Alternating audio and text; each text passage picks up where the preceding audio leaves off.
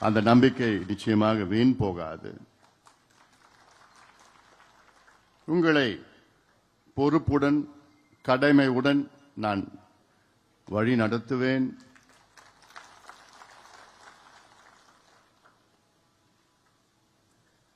நம்முடைய இனமான காவலர் சமூக நீதி போராளி மருத்துவர் ஐயா அவர்கள் நம்முடைய வழிகாட்டி.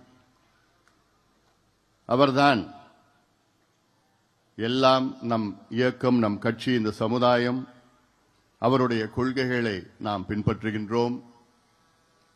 மருத்துவர் ஐயாவுடைய பல லட்சியங்கள், பல கனவுகள், அதை நாம் எல்லோரும் சேர்ந்து நிறைவேற்றுவோம்.